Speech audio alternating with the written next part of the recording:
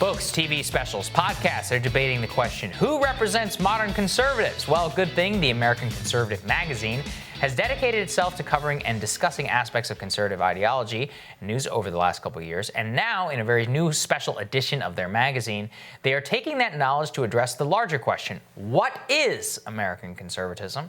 Probably a question I get from many of you so often. So the magazine's executive director, Johnny Burtka, joins us now via Skype for a little bit more. Johnny, it's great to see you, man. How are you?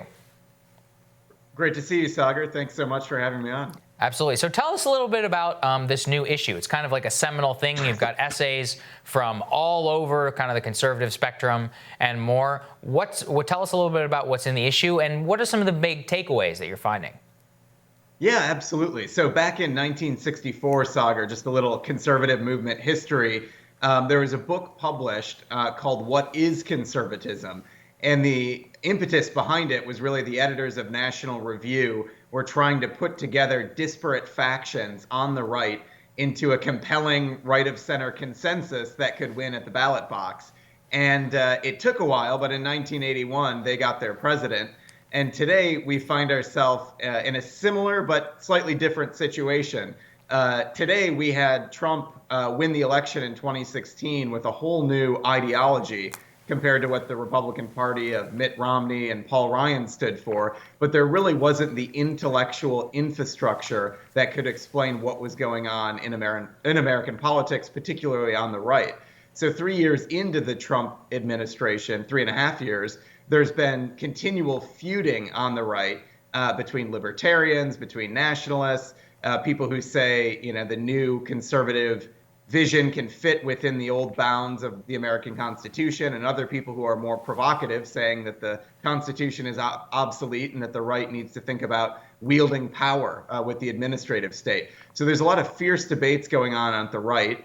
And the purpose of the American Conservative, when we were founded back in 2002, was really to re-examine the issues that we believe mainstream conservatives had ignored since the end of the Cold War, and to reignite that conversation.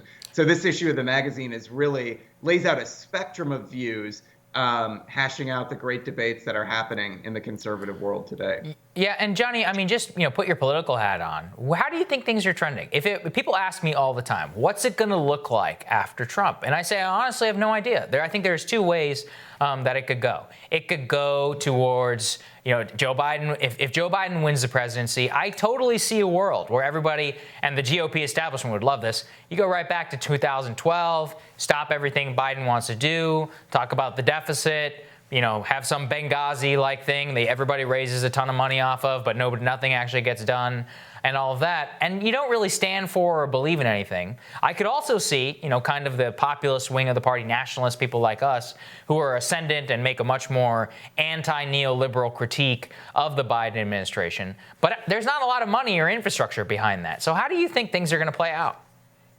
That's right. Well, I think it gets to something that's really at the heart of our magazine and also at the heart of your show, is whether or not the problems that we've been talking about, the hollowing out of the middle class, the stress being put on American families, downward or stagnant wages, the eroding of the manufacturing base, the rise of China, the opioid epidemic, are these issues real, systemic problems that are going to continue emerging? I think they are, because in the past 3 years, there's been some movement in addressing them. They haven't really been ameliorated in any significant or substantial way. So the problems that led to the populist uprisings of Donald Trump and Bernie Sanders, those issues aren't going away. So if Biden gets elected and if conservatives want to pretend that nothing happened for the last 4 years and just sort of revert back to, like you said, deficits and tax cuts, pushing him on things like that, I think it buries the issue, but it will reemerge again in 3 or 4 years. So in the short run, I think we could be set back. But in the long run, I think these issues have to be addressed, or there'll be continued civil unrest. Right. I think you're absolutely right on that, Johnny. But what do you think is the biggest impediment to that kind of takeover? What is the biggest impediment to nationalists or to populist people like ourselves in the GOP right now? What do you think it is? It's probably the corporate donor class.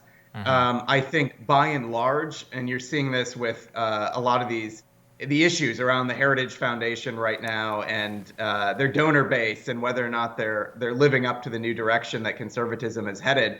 I think your average conservative Republican donor, your successful small mid-sized business person in the heartland around the country, I think they really get the issues that are animating the new right today, and I think they're excited and they're energized by it.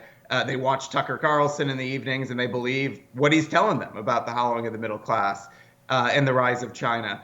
But the corporate donor class and the people in charge of the conservative movement in D.C., by and large, I think want to go back to the Romney days, the Paul Ryan days. They are unwilling to face the realities on the ground that they had ignored for the past 20 years. So ultimately, I think that's where the most resistance comes from. But ironically, if they were to chart a new direction, I think that would actually be received very well by their donors around the country. Because, I meet with conservative donors in pretty much every state of the union, and they all get it. They really do. It's only in D.C. and in New York where they really can't understand what's going on. Couldn't have said it better myself. All right, Johnny. Well, thank you so much, man. Congratulations on the magazine, the new. When does it all come out? Tell everybody. So it goes to the printer tomorrow, and then it should be in mailboxes next week.